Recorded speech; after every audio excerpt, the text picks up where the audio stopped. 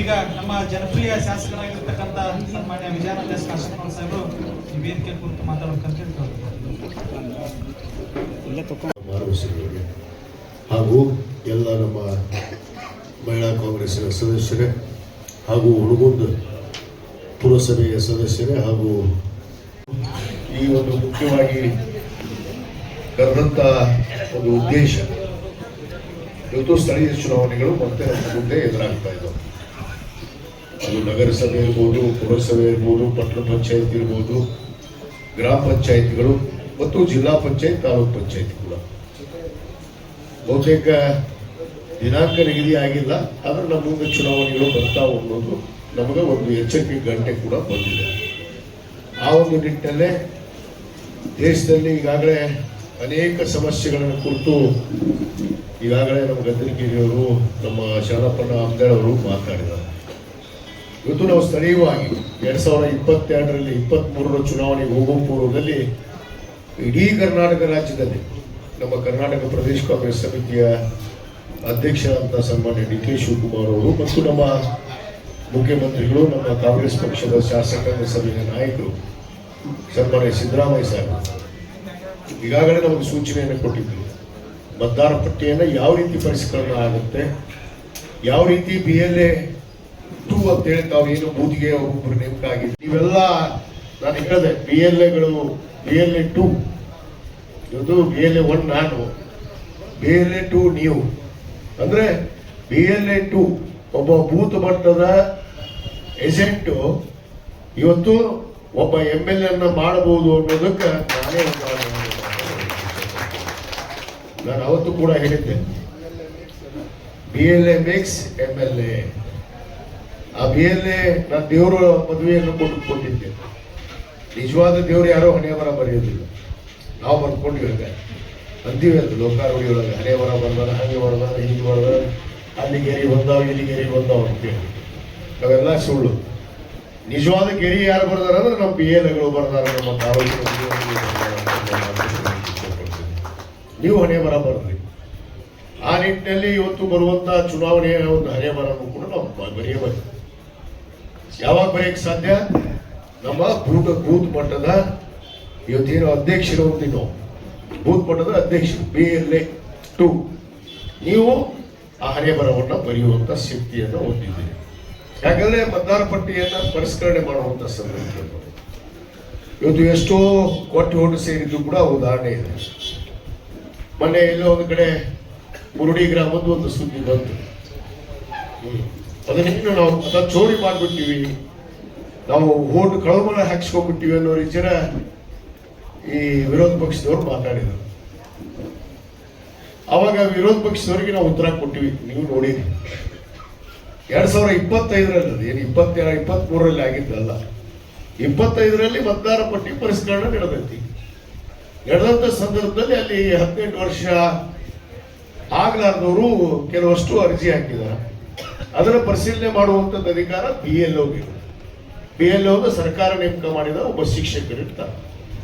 ಅವರು ಅದನ್ನ ಪರಿಶೀಲನೆ ಮಾಡಬೇಕು. ಅವರು 18 ತುಂಬ್ಯಾವ ಇಲ್ಲೋ, ಅವರು ಓಟಿಗೆ ಹಾಕೋದಕ್ಕೆ ಅರ್ಹತೆ ಇದೆ ಇಲ್ಲೋ, ಅವ್ರು ಪರಿಶೀಲನೆ ಮಾಡ್ತಾರೆ. ಅವ್ರು ಪರಿಶೀಲನೆ ಮಾಡೋ ಪೂರ್ವದಲ್ಲೇ ಇವರು ಓಟ್ ಚೋರಿ ಮಾಡಿಬಿಟ್ರ, ಓಟ್ ಹಾಕಿಸ್ಬಿಟ್ರ ಅನ್ನೋ ವಿಚಾರ ಮಾತಾಡಿದ್ರು. ಆಮೇಲೆ ನಾವು ತರಿಸಿ ನೋಡಿದ್ವಿ ಅಂತ ಏನೈತಪ್ಪ ಪೇಪರ್ ಸರ್ ಕಾಗದಾರ ಅವ್ರ ಅರ್ಜಿಗೆ ಅರ್ಜಿ ಸಲ್ಲಿಸಿದ್ದನ್ನ ಪರಿಶೀಲನೆ ಮಾಡುವಂಥದ್ದು ಅಧಿಕಾರಿ ನಾವಲ್ಲ, BLAಗಳು ನೀವು ಅರ್ಜಿ ಕೊಡ್ಬೋದು. ನೀವು 16 ವರ್ಷದ್ದು ಕೊಡ್ರಿ, 15 ವರ್ಷದ್ದು ಕೊಡ್ರಿ, ಹಾಗಂತ ಕೊಡಬಾರ್ದು. ಕೊಟ್ಟರು ಕೂಡ ಅಧಿಕಾರಿ ಅನ್ನೋರು ಅಂದ್ರೆ ಆ ಅರ್ಹತೆ ಇದೆ ಇಲ್ಲ ಅನ್ನೋದನ್ನ ಅವರು ಫೈನಲ್ ಮಾಡ್ತಾರೆ. ಅವರು ಮತದಾರ ಪಟ್ಟಿಯಲ್ಲಿ ಸೇರಿಸುವಂತ ಕೆಲಸ ಮಾಡ್ತಾರೆ. ಅದು ಏನೋ ಒಂದು ಕಾರಣಕ್ಕೆ ಅದು ಮತದಾರ ಪಟ್ಟಿಯಲ್ಲಿ ಬಂದಿದೆ, ಅದು ಪರಿಶೀಲನೆ ಹಂತದಲ್ಲಿದೆ, ಇನ್ನೂ ಫೈನಲ್ ಆಗಿರ್ಲಿಲ್ಲ. ಅದಕ್ಕೆ ಇವರು ಓಟ್ ಚೋರಿ ಅಂತೇಳಿ ನಮ್ಮ ಮೇಲೆ ಆಪಾದನೆ ಕೊಟ್ಟರು. ಆದ್ರೆ ಅದಕ್ಕೆ ಉತ್ತರ ಕೊಟ್ಟೇನು, ಅದು ಯಾವ ಹಂತದಲ್ಲಿದೆ, ಏನಾಗಿದೆ, ಮತದಾರ ಪಟ್ಟಿಯಲ್ಲಿ ಸೇರೇ ಇಲ್ಲ, ಇನ್ನೂ ಪರಿಶೀಲನೆ ಹಂತದಲ್ಲೇ ಇದೆ. ಅದನ್ನು ಸುಮ್ಮನೆ ವಿನಾಕಾರಣ ಆರೋಪ ಮಾಡಿ ಏನು ಕಾಂಗ್ರೆಸ್ನವ್ರು ಪಟ್ಟಿ ಓಟ್ ಹಾಕಿಸ್ಕೊಂಡು ಗೆದ್ದು ಬಿಟ್ಟಿವಿ ಸರಿ ರಾಜ್ಯದಾಗ ಅನ್ನೋ ವಿಚಾರ ದೊಡ್ಡ ಜಂಬ ಕೊಟ್ಕೊಂಡು ಏನು ಈ ಸತ್ತ ಓಟ್ ಚೋರಿ ಇಲ್ಲಿ ನೋಡ್ರಿ ಅಂತ ಹೇಳಿ ಭಾರಿ ಮಾತಾಡಿದ. ಅದಕ್ಕೆ ಹೇಳಿದೆ, ಅಪ್ಪ 7 ಕಡೆ, ಮಗ 7 ಕಡೆ, ಅಪ್ಪ 4 ಕಡೆ ಇಲ್ಲೇ ಇರ್ಕಲ್ಲಾಗ ಮತ್ ಬೇರೆ ಕಡೆ ಅಲ್ಲ, ಇಲ್ಲೇ 4 ವಾರ್ಡ್ನಾಗ ಹೋಟಿಂಗ್ ಇಟ್ಕೊಂಡನ ಪುಣ್ಯಾತ್ಮ ಒಬ್ಬ ಮಾಜಿ MLA ನಾವು. ಮಗಂದು 7 ಕಡೆ ಐತಿ ಹೋಟಿಂಗ್, ಲೆಕ್ಕ ಹೇಳಾಗೈತಿ. ಇಲ್ಕಲ್ಲಾಗ 7 ವಾರ್ಡ್ನಾಗ ಮಾಡ್ಕೊಂಡ್ರು ಓಟು, ಅಲ್ಲೂ ಕೊಟ್ಟೇನ. ಓಟು ಇರೋದು ಒಂದೇ ಕಡೆ ಇರ್ಬೇಕು. ಅದು ಇಡೀ ದೇಶದಾಗ ಎಲ್ಲರೇ ಇರಿ ನೀವು ಒಂದೇ ಕಡೆ ಮತದಾನ ಮಾಡಿ, ಅದು ಕಾನೂನು. ಇವ್ರು 4 7 ಕಡೆ ಇಟ್ಕೊಂಡವರು ನಮಗ್ ಬುದ್ಧಿ ಹೇಳಕ್ ಬರ್ತಾರೆ. ಅದಕ್ಕೆ ಹೇಳಿದ್ರೆ 6 ಅಡದಂಗಿ ಮುಂದೆ 3 ಅಡದಂಗಿ ಏನೋ ಮಾಡಿದ್ರು, ನಮ್ದು ಹೇಳಂಗಿಲ್ಲ. ಅದಕ್ಕೆ ನಿರಾಧಾರ ಆಯುಕ್ತರು ಬಂದು ಸ್ವತಃ ಇಲ್ಕಲ್ಲಿ ಬಂದು ನಿರಾಧಾರ ಆರೋಪ ವಿನಾಕಾರಣ ಮಾಡ್ಯಾರ ಅಂತೇಳಿ ಅವರು ಬಂದು ಹೇಳುವುದು. ಇಂಥ ಅಡ್ಡ ಕೂತಾರಿಲ್ಲ, ಏನು ಮಾಡಕ್ಕಾಗಲ್ಲ. ಆದ್ರೆ ಇಂಥ ಪರಿಸ್ಥಿತಿ ಈ ದೇಶದಲ್ಲಿ ನಡೆದಿದೆ, ಸುಳ್ಳಲ್ಲ. ಇವತ್ತು ನಮ್ಮ ನಾಯಕರು ಸನ್ಮಾನ್ಯ ರಾಹುಲ್ ಗಾಂಧಿಯವರು ಇಡೀ ದೇಶಾದ್ಯಂತ ಏನು ಭಾರತ್ ಜೋಡೋ ಅನ್ನೋ ಪಾದಯಾತ್ರೆಯನ್ನು ಮಾಡೋದ್ರ ಮುಖಾಂತರ ಎಲ್ಲರನ್ನೂ ಒಂದು ಗುಡ್ಸಕ್ಕೆ ಅವ್ರ ಪ್ರಯತ್ನವನ್ನು ಪಟ್ಟರು. ಚುನಾವಣೆಯಲ್ಲಿ ಸೋಲು ಗೆಲುವು ಸಹಜ, ಆದ್ರೆ ಹೇಗೆ ಗೆಲ್ತಾರೆ ಅನ್ನೋದು ಬಹಳ ಮುಖ್ಯ ಇದೆ. ಇವತ್ತು EVM ಮೇಲೆ ಆರೋಪ ಇದೆ, ಇವತ್ತು ಮತದಾರ ಚೋರಿ ಮಾಡಿದ್ರ ಮೇಲೆ ಆರೋಪ ಇದೆ. ಅನೇಕ ಕಡೆ ಸಾಕ್ಷಿ ಸಮೇತ ನಮ್ಮ ದೇಶದವರಾದ ಯಾವಾಗ ಹೋಗ್ಬೇಕು ನೀವು ನೋಡಿದ್ರಲ್ಲ, 30 ಓಟ ಕೇಳಕ್ಕೆ ನಮ್ಮ ದೇಶದಾಗ ಬಂದು ಮತ್ತೆ ಹೆಂಗೆ ಹಾಕಿದ್ಲು ಓಟು, ಯಾರ ಪರ್ಮಿಷನ್ ಕೊಟ್ರು, ಇದು ಆಗಿಲ್ಲ ಅಂತ ಅವ್ರು ಹೇಳಕ್ ಹೋಗ್ತಾರಲ್ಲ. ಚುನಾವಣಾ ಆಯೋಗ ಬಾಯಿ ಮುಚ್ಕೊಂಡು ಕೂತ್ಕೊಂತು, ಅವ್ರ ರಾಜೀನಾಮೆ ಕೊಟ್ಟು ದೇಶನ ಬಿಟ್ಟು ಓಡೋಗ್ಬಿಟ್ಟವ ಚುನಾವಣಾ ಆಯೋಗದ ಅಧ್ಯಕ್ಷ. ಈ ಪರಿಸ್ಥಿತಿ ಒಂದು ದೇಶದಲ್ಲಿ ಇದೆ. ಯಾಕಂದ್ರೆ ಕೇಂದ್ರ ಸರ್ಕಾರದ ಆಡಳಿತ ಏನಿದೆ ಇವತ್ತು ಕಪಿ ಮುಷ್ಟಿಯಲ್ಲಿ ಎಲ್ಲ ಇಲಾಖೆಯನ್ನ, ಚುನಾವಣಾ ಆಯೋಗವನ್ನು ಕೂಡ, ಯಾಕಂದ್ರೆ ಚುನಾವಣೆ ಆಯೋಗವನ್ನ ನಾವು ಯಾರೂ ಮುಟ್ಟ ಆಗಿಲ್ಲ, ಅದು ಒಂದು ಸ್ಟ್ಯಾಟ್ಯೂಟರಿ ಬಾಡಿ, ಅದು ಅದಕ್ಕೆ ಆದ ಒಂದು ಸ್ವಂತ ಕಾನೂನು ಇದೆ. ಆ ಕಾನೂನು ನಡೆಯಲ್ಲೇ ಅವ್ರು ನಡಿಬೇಕು.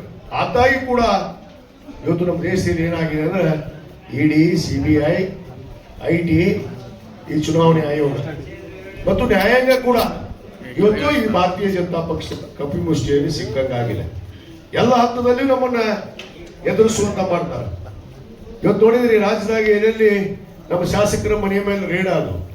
ಇವತ್ತು IT ರೇಡ್ ಆಯ್ತು, ED ದಾಳಿ ಆಯ್ತು, CBI ದಾಳಿ ಆಯ್ತು, ಎಲ್ಲ ದಾಳಿಗಳು ಮಾಡ್ತಾ ಇದ್ದಾರೆ. ಆದ್ರೆ ಒಬ್ಬರಾದ್ರೂ BJP ಅವ್ರ ಮನೆ ಮೇಲೆ ದಾಳಿ ಮಾಡಿದ್ರ, ಒಬ್ಬರಾದ್ರೂ ಒಬ್ರು ಅವ್ರ ಮಂತ್ರಿ ಮನೆ ಮೇಲೆ, ಯಾರಾದ್ರೂ ಅವ್ರ MLA ಮನೆ ಮೇಲೆ IT, ED, CBI ಹೋಗ್ಬೇಕಲ್ಲ. ಯಾಕಂದ್ರೆ ಕಾಂಗ್ರೆಸ್ನವ್ರನ್ನೇ ಗುರುತಿಸಿ ಮಾಡೋದು ಹೆದರಿಕೆ ಹಾಕಿದ್ರು ನಮ್ಗೆ ಈ ಸರ್ಕಾರ ಕೆಡಬೇಕಂತೇಳಿ.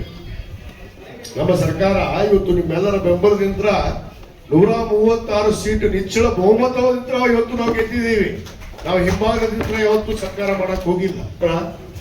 ಒಂದ್ ದಿವಸ ಆದ್ರೂ ಇವರು 116 ಸೀಟ್ ಗೆದ್ದಾರ ಈ ರಾಜ್ಯದಲ್ಲಿ.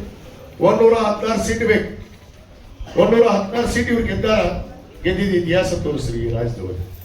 ಆದ್ರೆ ಗೆಲ್ಲೋದಕ್ಕೆ ಸಾಧ್ಯ ಇಲ್ಲ ಅನ್ನೋದಕ್ಕೆ ಈ ಓಟ್ ಚೋರಿ ಮಾಡುವಂಥದ್ದು, EVM ಸೆಟ್ಟಿಂಗ್ ಮಾಡುವಂಥದ್ದು ಈ ದೇಶದಲ್ಲಿ ನಿರಂತರವಾಗಿ ಕಳೆದ ಈ ನರೇಂದ್ರ ಮೋದಿ 11 ವರ್ಷ 12 ವರ್ಷಕ್ಕೆ ಅವಧಿ ಮಾಡ್ತಾ ಇದಾರ. ಇವರೆಲ್ಲ ಗೆದ್ದಿದ್ದು ಕೂಡ ಈ ಓಟ್ ಚೋರಿ ನಿಂತ್ರಣ ಮತ್ತು EVM ಸೆಟ್ಟಿಂಗ್ ನಿಂತರ ಗೆದ್ದಾರ ಅನ್ನೋ ಮಾತನ್ನು ಬಹಳ ಸ್ಪಷ್ಟವಾಗಿ ಹೇಳಕ್ಕೆ ಇಚ್ಛೆ ಪಡ್ತೀನಿ. ಯಾಕಂದ್ರೆ ಅದು ಕರ್ನಾಟಕ ರಾಜ್ಯದಲ್ಲಿ ಸಾಧ್ಯ ಆಗ್ಲಿಲ್ಲ. 2023 ಸಾಧ್ಯ ಯಾಕಾಗ್ಲಿಲ್ಲ ಅಂದ್ರೆ ನಾವೆಲ್ಲ ಎದ್ದು ಕೂತ್ಬಿಟ್ಟಿದ್ವಿ. ಯಾಕಂದ್ರೆ ನಾವು ಬೂತ್ ಮಟ್ಟದ ಕಾರ್ಯಕರ್ತರನ್ನ, PLA ಏಜೆಂಟ್ಗಳನ್ನ ಎಚ್ಚರಿಕೆ ಗಂಟೆ ಹೊಡೆದ್ವಿ, ನೀವು ಒಂದು ಓಟ್ ಸೇರಿದಾಗ ಬಿಡಬಾರ್ದ್ರಿ ಅಂತೇಳಿ ಹೇಳಿದಾಗ ನೀವೆಲ್ಲ ಪ್ರಾಮಾಣಿಕತೆ ನಿಷ್ಠೆಯಿಂದ ಇವತ್ತು ಈ ಪಕ್ಷ ಇವತ್ತು ಈ ರಾಜ್ಯದಲ್ಲಿ ಅಧಿಕಾರಕ್ಕೆ ಬರೋಕ್ ಕಾರಣ ಯಾರು ಅಂದ್ರೆ ನಮ್ಮ BLAಗಳು, ನಿಮ್ಮ ಬೂತ್ ಮಟ್ಟದ ಅಧ್ಯಕ್ಷರುಗಳು ಅನ್ನೋ ಮಾತನ್ನು ನಾವು ಗಟ್ಟಿಯಾಗಿದ್ದೀವಿ. ನಿಮ್ಮಿಂದಲೇ ಇವತ್ತು ಪಕ್ಷ ಅಧಿಕಾರಕ್ಕೆ ಬಂದಿದೆ. ಇವತ್ತು ನಾವು ಚುನಾವಣೆಯ ಪೂರ್ವದಲ್ಲಿ ಏನೇನೋ ಜನರಿಗೆ ಮಾತನ್ನು ಕೊಟ್ಟಿದ್ವಿ, ಆ ಮಾತಿನಂತೆ ಇವತ್ತು ನಡೆದಿದ್ದೇವೆ ಅನ್ನೋ ಮಾತನ್ನು ಬಹಳ ಸ್ಪಷ್ಟವಾಗಿ ಹೇಳಕ್ಕೆ ಇಚ್ಛೆ ಪಡ್ತೀವಿ. ಅದರಲ್ಲಿ ಎರಡನೇ ಮಾತಿಲ್ಲ. ನಾವು 5 ಗ್ಯಾರಂಟಿ ಕೊಡ್ತೀವಿ ಅಂತಿದ್ವಿ, ಕೊಟ್ಟಿವಿ. ಅದಕ್ಕೆ ಅನುಷ್ಠಾನ ಸಮಿತಿಯ ಅಧ್ಯಕ್ಷರಿಂದ ತಾಲೂಕು ಘಟಕದ ಮಾಡಿದ್ದೀವಿ.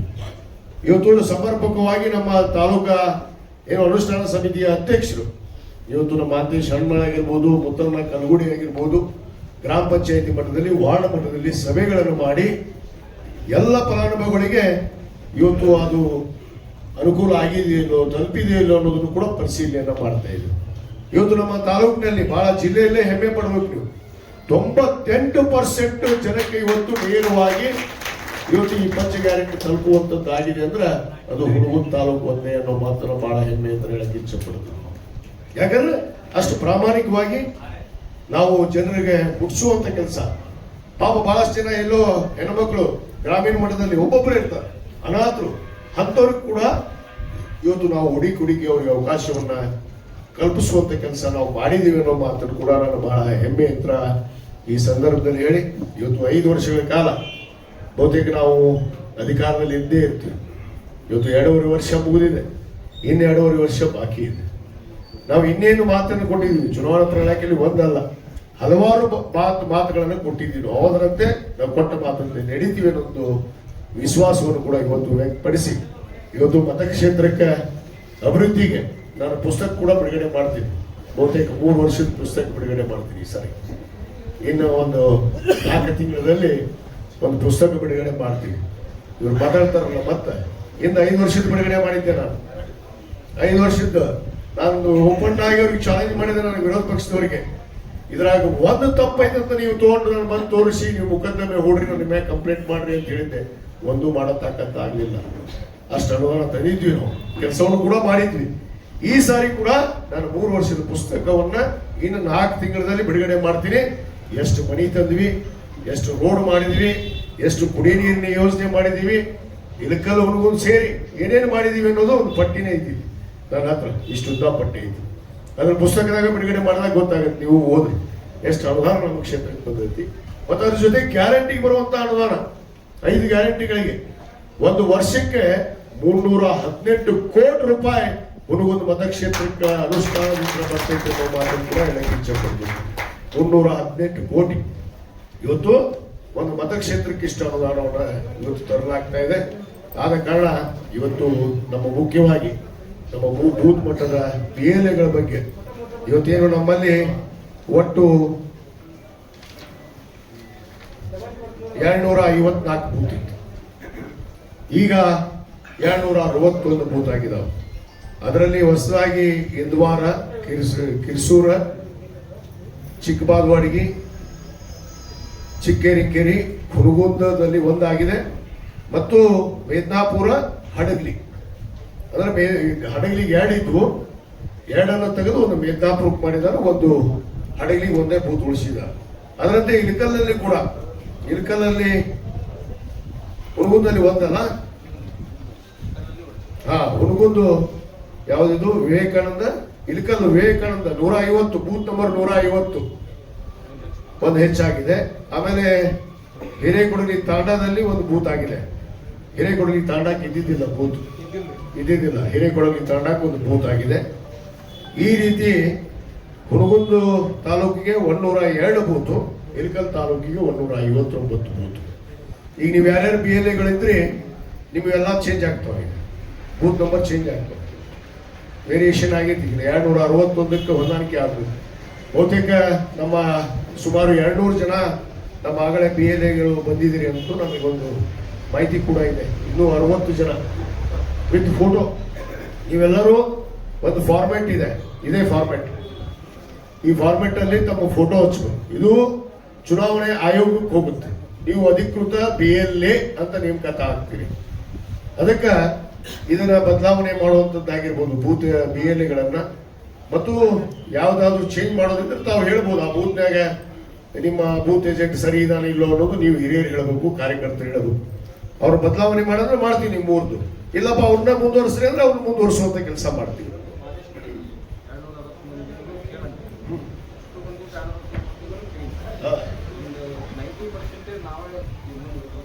ಅಲ್ಲ, ಯಾರು ಮುಂದುವರಿತೀನಿ ಅಂತ ನಮ್ದು ಅಭ್ಯಂತರನೇ ಇಲ್ಲ. ಯಾಕಂದ್ರೆ ನೀವ ದೇವ್ರ ಅಂತ ಹೇಳ್ಬಿಟ್ಟಿನಿ. ಈ ಮುಂದೂ ನೀವ ದೇವ್ರಾಗ್ರಿ, ನನಗೇನಿಲ್ಲ. ದೇವ್ರ ಅಂತ ಹೇಳ್ಬಿಟ್ಟಿನಿ, ಮನೆ ಬರೆಯೋರ ನೀವಿದೆ. ಅದಕ್ಕೆ ಮತದಾರ ಪಟ್ಟಿ ಪರಿಷ್ಕರಣೆ ಆಗತ್ತೆ. ಮತ್ತಾಗತ್ತೆ, ಬರ್ತಾವ. ಈಗ ಹೇಳಿದ್ರಲ್ಲ SIR ಅಂತ ಹೇಳಿ ಒಂದು ಚಲೋ ಮಾಡ್ಯಾರ ಇವರು. ಅಂದ್ರೆ ಓಟನ್ನು ಕಡಿಮೆ ಮಾಡುವಂಥದ್ದು. ಹುಡುಕಿ ಯಾವ ಕಾಂಗ್ರೆಸ್ ಪಕ್ಕ ಓಟ್ ಹೋಗ್ತಾವ ಅನ್ನೋದು ಅವ್ನು ಹುಡುಕಿ ತೆಗಿತಾರೆ, ಅಲ್ಪಸಂಖ್ಯಾತರ ಓಟು. ಇದು ಆಗೈತಿ ಕೆಲವಷ್ಟು ಕಡೆ. ಇಲ್ಲೇ ಬಿಜಾಪುರದಾಗ 28,000 ಓಟು ಕಡಿಮೆ ಮಾಡಿಸ ನಾವು ಪುಣ್ಯಾತ್ಮ. ಅದಕ್ಕಿಂತ ನಾವು ನಾಳ ಇದಕ್ಕೆ ಅವ್ರು ದೇವರಾಣಿಗೆ ಅಂತಿದ್ದಿಲ್ಲ. 28,000 ಓಟು ಕಡಿಮೆ ಮಾಡಿಸ ನಾವು ಅಲ್ಪಸಂಖ್ಯಾತರು. ಈ ರೀತಿ ಟಾರ್ಗೆಟ್ ಮಾಡ್ತಾರೆ. ಅಂದ್ರೆ ಒಂದೊಂದು ಸಮುದಾಯ ಕಟಾಯಿ ಹೋಗಿ ಓಟ್ ಹಾಕ್ತಿರ್ಲಿ ನೀವು ಕಾಂಗ್ರೆಸ್. ಅದಕ್ಕೆ ನಿಮ್ಗೆ ಟಾರ್ಗೆಟ್ ಮಾಡ್ಬೋದು. ಅಂದ್ರೆ ನಿಮ್ಗೆ ಓಟ್ ಹೆಂಗೆ ಕಡಿಮೆ ಮಾಡ್ಬೇಕು ಅನ್ನೋದು ಹುಡುಕಾಕತ್ತಾರೆ. ಈಗಾಗಲೇ UP, ಉತ್ತರ ಪ್ರದೇಶದಾಗ ಮತ್ತು ಬೇರೆ ಬೇರೆ ರಾಜ್ಯದಲ್ಲಿ, ಪಶ್ಚಿಮ ಬಂಗಾಳದಾಗ ಈಗಾಗಲೇ ಎಷ್ಟೆಷ್ಟು ಓಟ್ ಕಡಿಮೆ ಮಾಡಾಕತ್ತಾರೆ ಅಂದ್ರೆ ಉದ್ದೇಶಪೂರ್ವಕವಾಗಿದೆ. ಐಸಮ್ ಫೈನಲ್ ಮಾಡ್ಯಾರ 96,000, ಎಷ್ಟು 96 ಲಕ್ಷ. ಅಸ್ಸಾಂ ರಾಜ್ಯಕ್ಕೆ 96,000 ಓಟ್ ಕಡಿಮೆ ಮಾಡ್ಯಾರ. ಅಂದ್ರೆ ಇದು ಉದ್ದೇಶಪೂರ್ವಕವಾಗಿ ಇದು ನಡೆಸ್ತಾರ ಅವರು. ಅದಕ್ಕೆ ನಮ್ಮ BLAಗಳು ಬಹಳ ಎಚ್ಚರದಿಂದ ಕೆಲಸ ಮಾಡಬೇಕು. ನೀವು ಮಾಡಿದಾಗ ಮಾತ್ರ ಸಾಧ್ಯ. ಯಾವ್ದಾವ ಅವ್ರು ಬಿಡ್ಬಾರ್ದು. ನಿಮ್ BLO ಹೇಳ್ಬೇಕು, ನೀವು ನೇರವಾಗಿ ಹೇಳ್ರಿ. ಅದಕ್ಕೆ ಹೋದ್ ಸಾರಿ ಮಾಡಿದ್ರಿ ನೀವು MLA ಚುನಾವಣೆಯಲ್ಲಿ, ನಿಮ್ಗೆಲ್ಲ ಅನುಭವ ಐತಿ. ಯಾವ ರೀತಿ ನೀವು BLO ಹೋಗಿ ನೀವು ಬರೆದು ಕೊಟ್ರಿ, ಅಬ್ಜೆಕ್ಷನ್ ಮಾಡಿದ್ರಿ. ಈ ರೀತಿ ನಡಿಬೇಕು. ಮತ್ತೆ ನಿಜವಾದ ಯಾರಾದ್ರೂ ಬೈದಾಗಿದ್ರ, ತೀರ್ ಹೋಗಿದ್ರ, ಅಥವಾ ಊರ್ ಬಿಟ್ಟು ಹೋಗಿದ್ರ ಅವ್ರು ತಗ್ಸುವಂತ ಕೆಲಸನೂ ಆಗ್ಬೇಕು. ಯಾಕಂದ್ರೆ ಊರಲ್ಲಿ ಇದ್ರೆ ಇರ್ಲಿ, ಇದ್ದವ್ರಿಗೆ ಓಟಿಗೆ ಕೊಡ್ರಿ ಬೇಡ ಅನ್ನೋದಲ್ಲ. ಆದ್ರೆ ಊರ್ ಬಿಟ್ಟವ್ರಿಗೆ ಯಾಕೆ ಕೊಡ್ತೀರಿ? ಈ ಸತ್ತವ್ರಿಗೆ ಇರ್ತಾವ, ಅವು ಕೊಟ್ಟು ಊಟ ಮಾಡಕ್ ಚಾನ್ಸ್ ಇರ್ತಾವ. ಅಂತವನ್ನು ಕೂಡ ಪರಿಶೀಲನೆ ಆಗ್ಬೇಕು. ಆ ನಿಟ್ಟಿನಲ್ಲಿ ತಾವು ಮತ್ತೆ ಈ ಒಂದು ಪರಿಶೀಲನೆಯಲ್ಲಿ ಜಾಗೃತರಾಗಿ.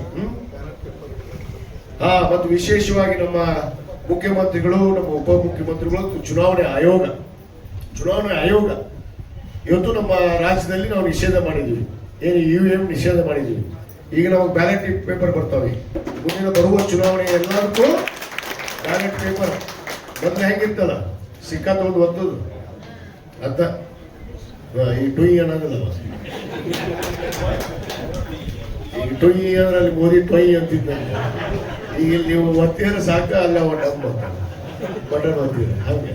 ಅದಕ್ಕೀಗ ಮತ್ತೆ ಬ್ಯಾಲೆಟ್ ಪೇಪರ್ ಅನ್ನ ತರುವಂತ ವ್ಯವಸ್ಥೆ ಆಗಿದೆ. ಈ ರೀತಿ ಈ ರಾಜ್ಯದಲ್ಲಿ ಇನ್ನು ಮುಂದೆ ಯಾವ ಚುನಾವಣೆ ನಡೀತಾವು, ಬ್ಯಾಲೆಟ್ ಪೇಪರ್ ಮೇಲೆ ನಡೀತಾವು. ಅದಕ್ಕೆಲ್ಲ ತಾವು ಸಕಲ ತಯಾರಿಯನ್ನ ಮಾಡ್ಕೋಬೇಕು ಅನ್ನೋ ಮಾತನ್ನು ಕೂಡ ಈ ಸಂದರ್ಭದಲ್ಲಿ ಹೇಳಿ, ಇವತ್ತೇನು ಮುಖ್ಯವಾಗಿ ಈ ಒಂದು ಬೂತ್ ಮಟ್ಟದ ಏಜೆಂಟರ ಒಂದು ಸಭೆ, ಯಾರ್ಯಾರು ಇವತ್ತೇ ಫೋಟೋ ಕೊಟ್ಬಿಡ್ರಿ, ಮತ್ತೆ ನಾಳೆ ತರ್ತೀನಿ ಅಂತ ಮಾಡ್ರಿ. ಎಷ್ಟು ಮಂದಿ ಬಂದಿರಿ ಫೋಟೋ ಕೊಟ್ಟು ಹೋಗ್ಬಿಡ್ರಿ. ಈಗ ಇಲ್ಲೇ ಫೋಟೋ ಸ್ಟುಡಿಯೋ ಕರೆಸ್ತೀನಿ, ಬೇಕಾದ್ರೆ ಇಲ್ಲೇ ಕೂದ್ರಿ, ನಿಮ್ ಚಂದ ಫೋಟೋ ಹೊಡಿಸ್ಬಿಡಿ, ಇಲ್ಲೇ ಫೋಟೋ ಹೊಡಿಸಿ ಇಲ್ಲೇ ತಗೋಬಿಡ್ತೀವಿ. ಮತ್ ನೀವು ತಪ್ಪಿಸ್ಕೊಂಡು ಹೇಳ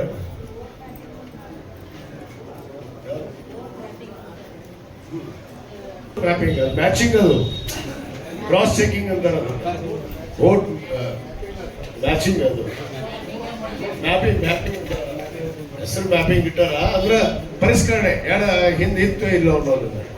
ಅದೇ SIR ಹತ್ರ ಇದು ಹೇಳೋದೇನಿಲ್ಲ, ಅದೇ ಸೇಮ್ ಮ್ಯಾಪಿಂಗ್ ಅಂತಾರೆ. ಅದಕ್ಕೆ ಅದನ್ನ ಕರೆಕ್ಟ್ ಆಗಿ ನೋಡಿಕೊಂಡು ಇವತ್ತು ಮಾಡುವಂತ ಕೆಲಸ ಆಗ್ಬೇಕು ಅನ್ನೋ ಮಾತನ್ನ ಈ ಸಂದರ್ಭದಲ್ಲಿ ಹೇಳಿ, ಇವತ್ತೇನು ಅನೇಕ ಅಭಿವೃದ್ಧಿ ಕೆಲಸಗಳು ನಡೆದಿದ್ದಾವೆ. ನಿಮಗೊತ್ತು ತಾಲೂಕಿನಾದ್ಯಂತ 170 ಹಳ್ಳಿಗಳಿಗೆ 135 ಕೋಟಿ ರೂಪಾಯಿ ವೆಚ್ಚದಲ್ಲಿ ಶಾಶ್ವತ ಕುಡಿ ನೀರಿನ ಯೋಜನೆ ನಿರ್ವಹಿಸಿದೆ. ಜೊತೆಗೆ ಇನ್ನು 6 ತಿಂಗಳಲ್ಲಿ ನಾವು ಆ ಯೋಜನೆಯನ್ನು ಉದ್ಘಾಟನೆ ಮಾಡ್ತಾರೆ. ಮಾನ್ಯ ಮುಖ್ಯಮಂತ್ರಿಗಳು ಬರ್ತಾರೆ ಅದನ್ನು ಉದ್ಘಾಟನೆ ಮಾಡೋದಕ್ಕೆ. ಇನ್ನು 6 ತಿಂಗಳಲ್ಲಿ ಆ ಯೋಜನೆ ಕಂಪ್ಲೀಟ್ ಆಗುತ್ತೆ. ಯಾವ ಹಳ್ಳಿಗಳು ಕೂಡ ಕುಡಿ ನೀರಿಲ್ಲ ಅನ್ನಂಗಿಲ್ಲ, ಕೃಷ್ಣಾ ನದಿ ನೀರನ್ನೇ ಕೊಡುವಂತ ವ್ಯವಸ್ಥೆ ಇವತ್ತು ಈಗಾಗಲೇ ಆ ಯೋಜನೆಯಲ್ಲಿ ಪ್ರಗತಿಯಲ್ಲಿದೆ. ಮತ್ತು ಇಲಕಲ್ ಹೋಗೋದು ಕೂಡ, ಇಲಕಲ್ಲಕ್ಕೆ ಮೊನ್ನೆ ತಾನೇ ನಾವು ಅಮೃತದಲ್ಲಿ ಇವತ್ತೇನು ಕುಡಿ ನೀರಿನ ಸಮಸ್ಯೆ ಇತ್ತು, ಅದಕ್ಕೆ 35 ಕೋಟಿ ರೂಪಾಯಿ ಕೊಟ್ಟಾರ. ಒಟ್ಟು ಇಲಕಲ್ಲಿಗೆ 35 ಕೋಟಿ, ಹುನಗುಂದಕ್ಕೆ 18 ಕೋಟಿ, ಮತ್ತು ಹುನಗುಂದಕ್ಕೆ UGDಗೆ 43 ಕೋಟಿ, ಇಲಕಲ್ಲಿಗೆ UGDಗೆ 14 ಕೋಟಿ. ಈ ರೀತಿ ಅನುದಾನ ಮಂಜೂರಾತಿ ಆಗಿದೆ. ಅದರಂತೆ ಹಲವಾರು ಆಗಿದಾವೆ. ಈಗ ನಾನು ಬರ್ಕೊಂಡಿದ್ದೆ, ಭಾಳ ಎಲ್ಲ ಮಾತಾಡ್ಬೇಕಂತ ಸಮಯ ಭಾಳ ಆಗುತ್ತೆ. ಇದಕ್ಕೆ ಪುಸ್ತಕ ಬಿಡುಗಡೆ ಮಾಡ್ತೀನಿ, ನೋಡಿ. ಅದಕ್ಕೆ ಪುಸ್ತಕ ಬಿಡುಗಡೆ ಮಾಡ್ತೀನಿ. ಯಾಕಂದ್ರೆ ಬಹಳಷ್ಟು ಹೇಳ್ಕೊಂತವ್ರು ಒಂದು ಡಿಪಾರ್ಟ್ಮೆಂಟ್ ಅಲ್ಲ, ಎಲ್ಲ ಯೋಜನೆಗಳು. ಹುನಗುಂದಕ್ಕೆ 24 ತಾಸು ಕುಡಿ ನೀರಿನ ಯೋಜನೆ 42 ಕೋಟಿ ರೂಪಾಯಿ ಚಲೋ ಐತಿ, ಮುಗಿಯಾಕ್ ಬಂದೈತಿ ಆಲ್ರೆಡಿ. 24/7 24 ತಾಸು ಹುನಗುಂದ ನಗರಕ್ಕೆ ನೀರು ಕೊಟ್ಟಿದ್ವಿ. ಅದನ್ನು ಹುನಗುಂದು ಮಾಡ್ತೀವಿ ಅಂತ ಹೇಳ್ತೀವಿ. ನಾನೇ ಹೇಳಿದ್ದೆ, ಅದನ್ನು ಮಾಡಿ. ಇನ್ನು ಅನೇಕ ಯೋಜನೆಗಳು ನಡೆದಾವು. ಬಹುತೇಕ